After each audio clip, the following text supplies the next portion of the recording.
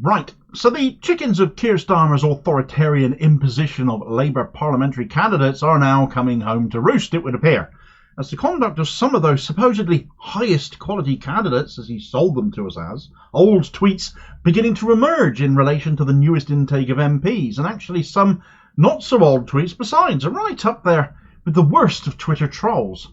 And given how heavily Starmer used social media conduct against left-wing candidates as an excuse to pass them over and get rid of them, the fact such vileness has passed muster makes a complete mockery of the exercise being about getting high-quality candidates, when the truth was he just wanted loyalty to himself. And it actually didn't matter how downright nasty some of the opinions of now currently serving Labour MPs might be, now in position to help make the laws we must all live by. But now that much of it is coming out, this conduct must be scrutinised, and where Starmer and the Labour Party National Executive appears to have ignored all accountability over some of these candidates, that must now be brought to bear at parliamentary level. We need trust that our politicians are not ableist and bigoted and racist, and that abhorrent views like that are not placed in positions of power. And it doesn't look like Keir Starmer's Labour are capable of doing that for themselves. At least not while Starmer remains leader anyway, because it seems instead of tackling racism and racists, he makes them MPs instead. In terms of your candidate selections, 3 left-wing candidates now say they have been blocked from standing, and some people are suggesting that is a strategy. Are you blocking left-wing candidates from standing in this election? No. I've said repeatedly over the last 2 years as we've selected our candidates that I want the highest quality candidates. That's been the position for a very long time. The situation in relation to Diane Abbott is that no decision has been taken to bar her. And, we have to remember that she was a trailblazer as an MP. She overcame incredible challenges to achieve what she's achieved in her political career. She literally sort of carved out the path for others to come into politics. And she did all that whilst also being one of the most abused MPs across all political parties. But I've always had the aspiration that we'll have the best quality candidates as we go into this election. Right, so that was Keir Starmer there, telling us that he was only going to have the highest quality candidates standing for Labour, whilst at that point defending desperately trying to keep Diane Abbott out, something he eventually relented on by the sheer weight of public opinion around the country over that. Well, as it turns out, some of the people selected couldn't possibly have been worse candidates if he'd tried. And one in particular continues to be the gift that keeps on giving in the last few days, because where many Labour candidates got rid of a great many of their past tweets that could have come back to haunt them, Luke Akehurst was a prime example. He went on a right purge. Mr. Israel Lobby himself, now sadly also an MP. Others didn't. And their past comments are coming back to bite them now. And indeed Starmer and his claim about quality MPs is exposed as fraud, because fundamentally it exposes these people as being anything but high quality. And actually their selection being an entirely factional decision having nothing to do with quality at all. The most prominent account that is being discussed right now, though not the only one, undoubtedly has to be the Twitter account of Lauren Edwards, the new intake Labour MP for Rochester and Stroud, who beat Tory Kelly Tolhurst by just over 2,000 votes. And this isn't without ample reason.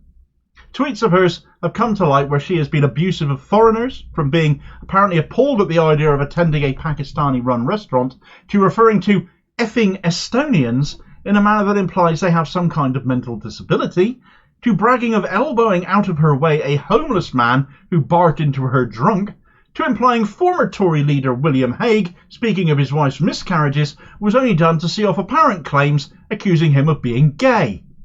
Ableism, xenophobia, homophobia, Islamophobia, that's just 4 of her tweets. Frankly, quoting them would probably get this video censored, hence why I haven't done it in this case. As for being a representative of the party of ordinary working people, the elbowing of the homeless man brought to mind images of The Rock performing the people's elbow in the WWE, though this definitely wasn't giving the people what they want. However, there is one tweet she put out which is worth quoting, but only because it has nothing to do with her abusiveness, having a pop at former Lib Dem leader Nick Clegg. A national economy isn't run like a bloody household budget or credit card, Nick Clegg, you soon-to-be vanquished muppet. Well, now I did say it wasn't an abusive tweet, didn't I? It wasn't strictly true, I suppose, but it was definitely tame for Edwards. just prior to Clegg indeed losing his seat, as that tweet came out back in 2015. But perhaps she'd care to have a chat with Rachel Reeves, as she seems to still be of the opinion that the national economy has no money. But as Edwards rightly pointed out, it doesn't work out like a household budget, so maybe Edwards ought to set Reeves straight and give her a bit of a lesson on economics. It's not like Labour shouldn't have seen Edwards' behaviour, though, and dealt with it frankly. Did they not vet this person? The tweets that have been exposed date back to around 2011, and between 2008 and 2013, Edwards was working as a parliamentary researcher, so I knew her well, having worked at that time for Labour MPs like Barbara Keeley, Theresa Pearce, and Lisa Nandy. Edwards issued a short statement on the matter yesterday, on the 8th of August, at time of writing, stating, "I have recently been made aware of a small number of tweets that I posted on Twitter from over a decade ago, which I now deeply regret. They were a significant error of judgment on my part, and I apologise wholeheartedly. Since becoming a local councillor and more recently an MP, I have seen firsthand the importance of bringing communities together and working with tolerance and respect for all in our society. I pledge to use my platform to continue that important work and dedicate myself to serving all residents of Rochester and Stroud." Her platform, eh? Well, her platform where her Twitter account is concerned might not be very helpful to the residents of Rochester and Stroud anymore, as it has now been deleted entirely. So that's one way, I suppose, of making sure none of your old tweets resurface again by anybody else going digging, rather than undertake some sort of a clean-up operation. Speaking of clean-up operations, however, the fact she still has the party whip in light of all of that emerging appears to show that the entire affair, and as I said earlier, she's not the only offender, hasn't sufficiently shamed Keir Starmer to act and remove the party whip. He acted fast enough to strip 5 MPs of the whip who voted against keeping 1 million kids in poverty, of course, for being racially and socially abusive, by attacking those identified by protected characteristics under the Equality Act, and being caught out for it. Well, that's not enough to lose the whip, it seems. Not for Starmer. Bigotry and racism is apparently welcome in Labour, but not progressive left-wing policies. Not that stopping kids starving should even be a political position on any wing of the party to have to take. Nasty party just really doesn't quite cut it, does it?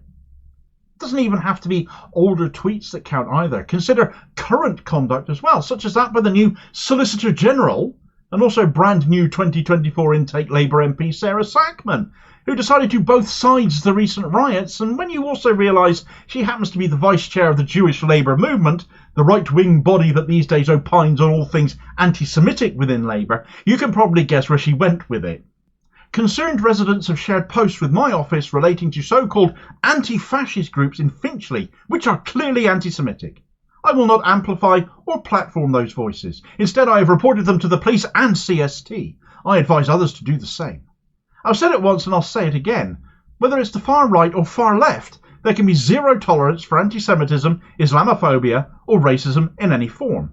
There is no place for such hate in our community. Of course there is no place for bigotry and racism, anti-Semitism or Islamophobia.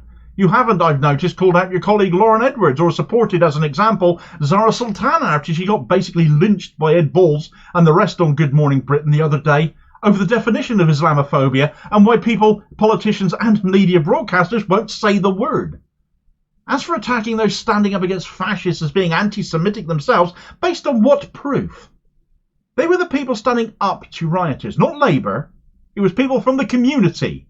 And you tar them as anti-Semites because that accusation comes like a reflex these days and becomes increasingly more and more meaningless each time it does.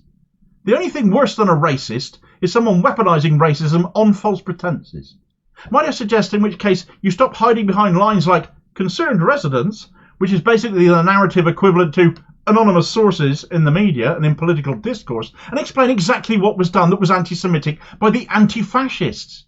What was said and who by, because otherwise those standing against fascism are being labelled as just as bad as the fascists themselves. Do you not think? Reporting them to the police is all well and good. Reporting them to the CST, that's a joke. But Starmer himself jumped on that particular bandwagon as well, I noticed, saying, "The rise of anti-Semitic incidents in the UK is deeply concerning. Jewish people and all those from faith communities deserve to feel safe on our streets. I'd like to thank the CST for their action. We will work together to eradicate discrimination of any kind." Well, the CST conflate anti-Semitism with anti-Zionism for one. That is part of their own definition of anti-Semitism, so their stats are always going to be highly suspect. And their just published report is full of this. We may well do a video on that one yet, so I'll go no further into that here. But by all means, look up the report and see for yourself and see what you think of it. Starmer's Labour has its priorities all over the place. Protecting abusive MPs while suspending good ones who have their priorities straight. Taking their cues from highly questionable arbiters of what counts as racism, while ignoring abuse handed out on anything other than anti-Semitism, it appears.